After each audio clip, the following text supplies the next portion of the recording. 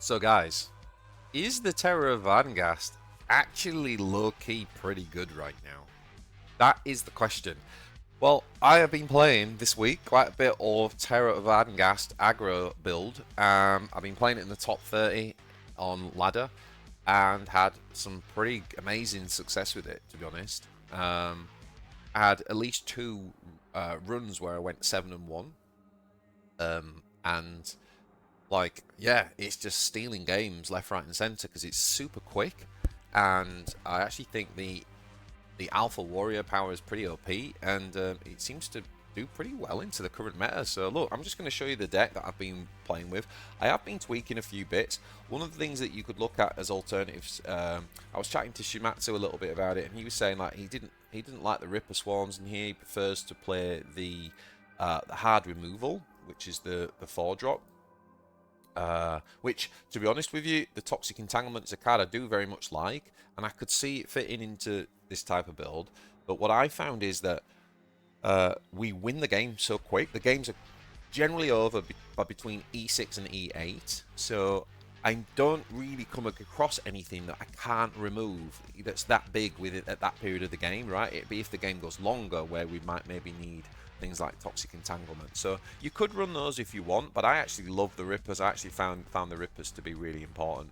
So basically what we've got is a load of like stealth units that and low to the ground units, things like the first turn Spore. We've got even things like Tuned Warriors, which again also trade up quite well trade into like ranged attacks and flyers. So we've got good anti-town stuff in here. Even like the Morlocks doing the 3 blast damage, just great against drones. And it's very, very easy to get like great value from the Alpha Warrior, and it's really good at racing down our opponents. So yeah, this is the deck I've been running. It's been pretty effective. You can see we don't run literally the only cards that cost more than 5 is the Broodlord and 1 Hive Crone. And honestly, I think this curve is really nice. In terms of the stratagems, we're a bit more minimalistic on it. So we do run a single prey, because you can have these board states where just like early game you put down, I don't know, warrior, and you've got a Neuraloid, you might put that down and pray, and just it helps you just to get that extra turn of survival. But it's certainly not as necessary because we're not going late and we really want to be developing the board. We've got Predator Instincts is good though, because the flank ability to obviously attack and deal immediately with opponent threats is still as good as it ever was. We do run the Bounding Leap. This is a pretty important one in this deck because we are low to the ground.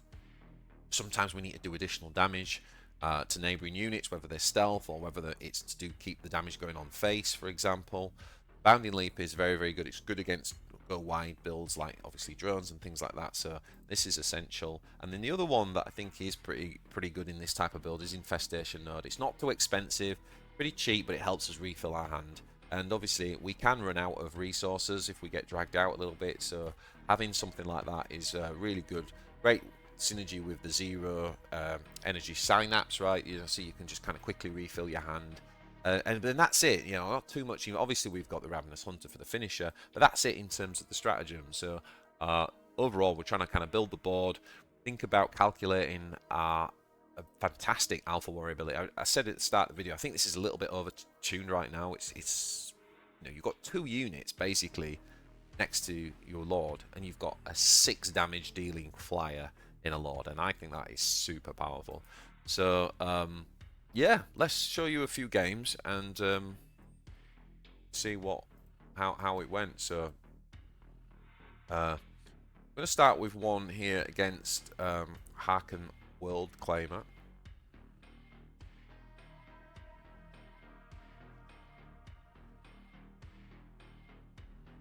I actually chose to keep the Infestation Node here, which is a bit of a strange one when you're going first and you've only got 3 cards.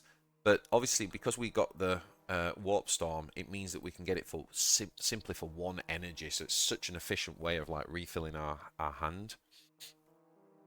So you can see there, we immediately just go and attack him. And his hero power versus ours, we're doing 4 damage versus him doing 2. So we can win that race. And Harken's quite an aggro deck, and we're trying to out aggro him essentially. This is a little bit of an awkward turn.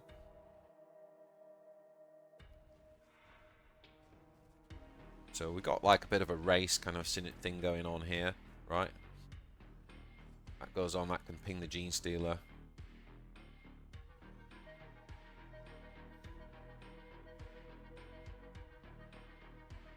We're just going to play another Stealer down. And obviously we get the Alpha Warrior. So taking this ability against Chaos is really good, I think, here. Like getting Alpha Warrior for 1 is just super powerful. I would say take it every time against Chaos. Right now you can see we're just racing and we're so close on health. He drops another good tempo play in the Warp Talent. And he's got the Hellfire. I mean, that's a fantastic tempo swing for him. So we're in a little bit of trouble here. We are just going to go ahead and drop our Stealth. Stealth is often like a good counter to Stealth, right? You want to go second in the Stealth war, so to speak. But we have got to be mindful of the fact that we've got a bit of a race on our Warlord HP at the minute, right?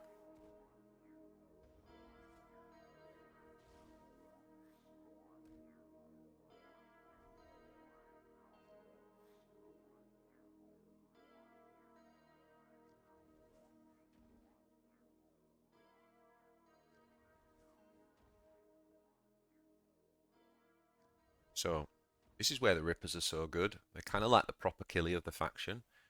If you use them this way, it's not the only way you can use them. But because we're getting Alpha Warrior for 1, we can just play out all of the Rippers plus the 0 energy cost. And look at that, we get a whopping 10 and we end up beating him in that race.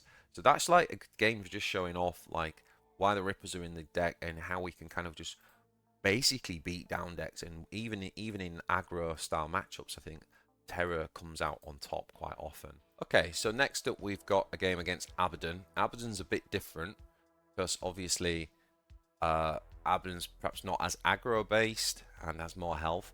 We're actually going to get rid of the Neuraloids there. We've got a nice early drop and we're going to keep our Death Leaper, which can also compete quite well with the mid-sized bodies of Chaos. So he heals up, pretty standard Abaddon opener. It does attack me though. So we actually go with the Alpha Warrior over the Spore here. He has also put Acid Rain on us, which is interesting. Chaos player as an Abaddon player, I'm not sure I would do that. We're actually going to go out and just throw the 5-drop out, which is something that you can do on turn 2, which is really nice with this deck. Definitely the target for the Digestion Pool. So we can attack and essentially stun, drop the Lictor. And this is a really threatening board because it's like if he hasn't got Traitor's Hate or something to do with this, what does he do? And he hasn't got it.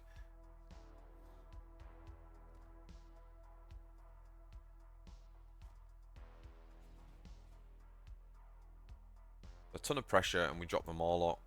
Again, really sort of showing off the stealth package within this deck.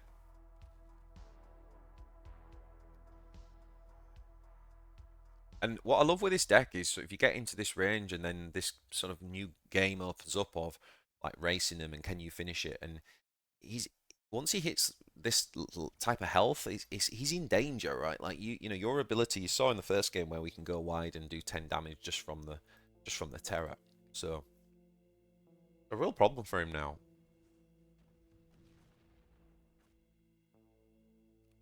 And the Acid Rain doing its job. But again, because we've been chipping away and we're in this kind of back and forth race, our health is better than his, and we can just drop the Swarm now, essentially finish him off with our Alpha Warrior. Alright, so last but not least, I want to show you a game against Galen.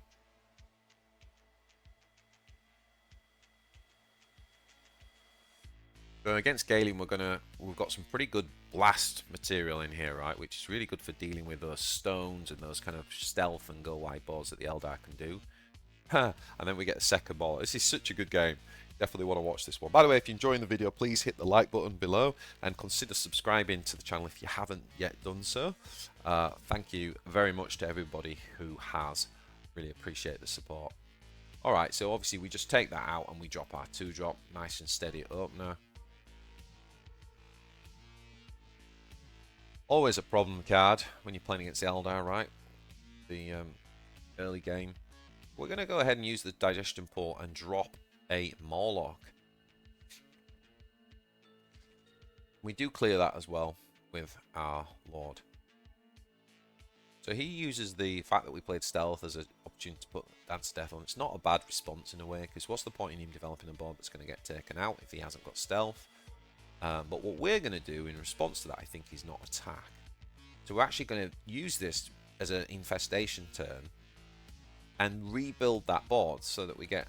and of course, we can just use the Alpha Warrior to keep putting the pressure on, and there's no need for us to attack and put that off the board. So now his strategy is not backfired, but it hasn't worked in the sense that if he was up, that was going to attack and go off, that he wouldn't be behind on tempo.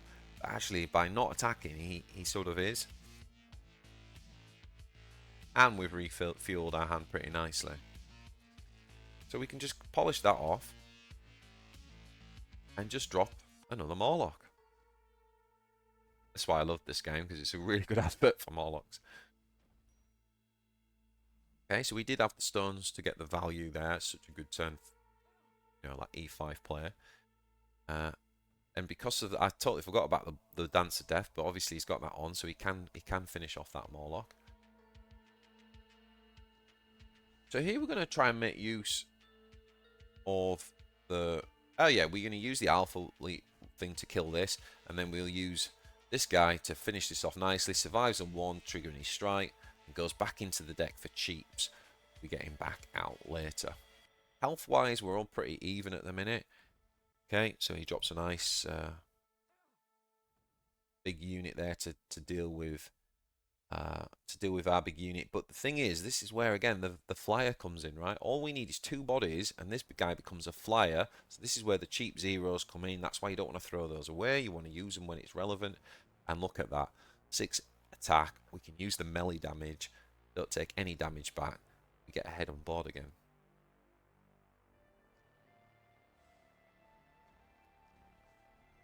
I did quite a few live streams this week and played many more games with this deck. So if you want to see more games with it, then I definitely encourage you to go and check those out as well. But look at this again. Just love this. It just feels so powerful, the Alpha ability. And another Morlock back in the pack. Drop the Broodlord.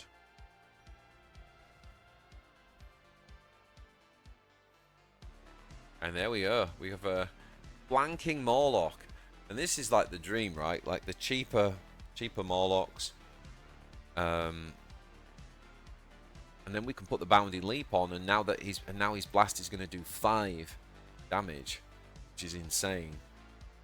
So we can just hit this guy in the middle here and then wipe the board out and still keep the pressure on.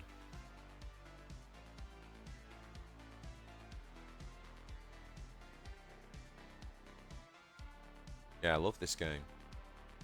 So he's just going to go with a Storm. Does he finish off the Broodlord? Yes, he does.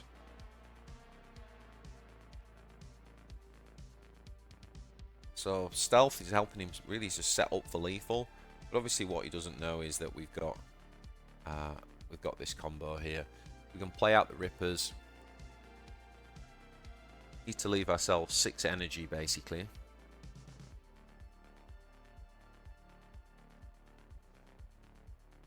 And you Alpha Legion, Ravenous Hunter. That's GG. That's all she wrote. Nice. So there you have it, guys. Just come back to the deck very quickly. You want to be against Chaos. You want to be using the Warp. Is it Warp Talent? The Warp ability that basically makes things cheaper. But really, we're just trying to get that early curve down and go for it. You know, once you get your opponent down below 20, then it gets really fun playing this deck because you are generally favourite in a race in those sorts of circumstances. So yeah, if you want to kind of like ladder at the minute and you just want to go aggro, I think this is the deck. You know, since Uriel got nerfed, I've certainly found this and perhaps Galen to be the better aggro decks. But I think the burst potential that and the flexibility that you can do with the Terror's ability itself, actually makes this deck pretty good. I know it's been seen as a meme, guys. I know, like, I've seen the stats. I know people think it's a sort of tier 10 deck, but I legitimately think this, you can absolutely, well, I won, I had such a high win rate in the top 30, so you can absolutely climb to the top 50 with this. It's a lot of fun. It's the Terror of Vardenghast, so yeah, I hope you enjoyed that, guys. Please like and subscribe, and I will see you in the next one.